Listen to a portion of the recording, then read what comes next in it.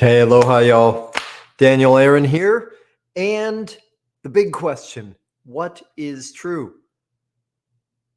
It might be, it could be a trick question. It could be a question so tricky that we have believed it all our life, like there is something true and something untrue.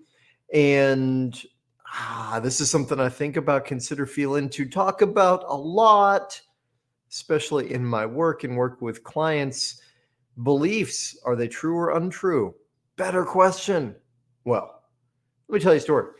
First, I was with a friend earlier who has recently, relatively, come out of some, how do I want to say it, dogmatic traditions that told her this is how things are, this is the right way, this is what you must do. I have someone else, a client of mine, who has created this amazing program on helping people who have been in cults or spiritual traditions and then left. And one of the problems that he encountered in his own experience with that is, well, when they left, they encountered all kinds of questions like, what's true? What's real? Is what they told me true? Because one of the things they told me is if I leave, I'm going to be in big trouble and I better not leave. And if I leave, that means I'm a... So here's a story.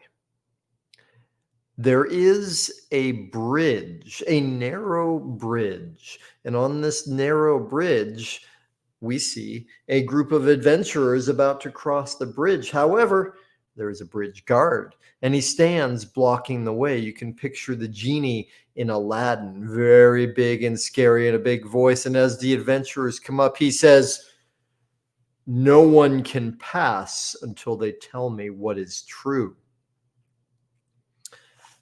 Snaps his fingers, and a vision appears before all the adventurers' eyes, and they see a king takes a sip of soup, pushes the soup away, and with a scowl, he says, "It's too salty."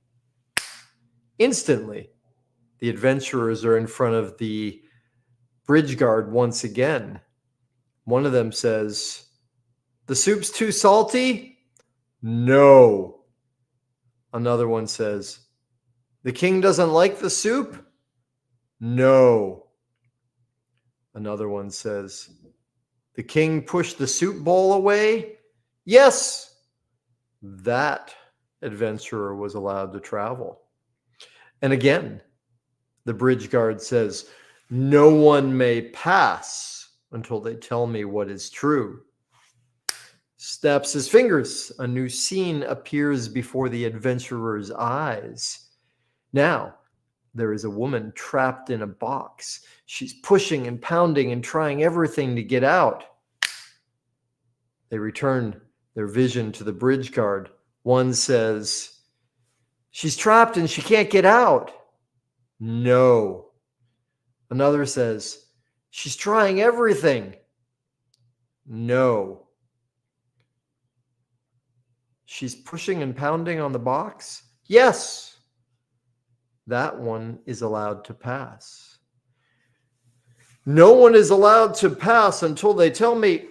And just before he finishes his sentence, the youngest and smallest of the adventurers, a little girl, figures it out. She says, "I'm going to cross now," and she squeezes between his legs. Just in that moment, the rest figure it out, and they push past and cross the bridge. The bridge guard smiles with pride. What is so cool about that story? Because we so often think things are true because people have said they're true, or we see this and we think that means this. If we take things at face value, and especially from our experience, we get to inquire. And a much better question, because reality is malleable, a much better question than what is true. What is useful, right?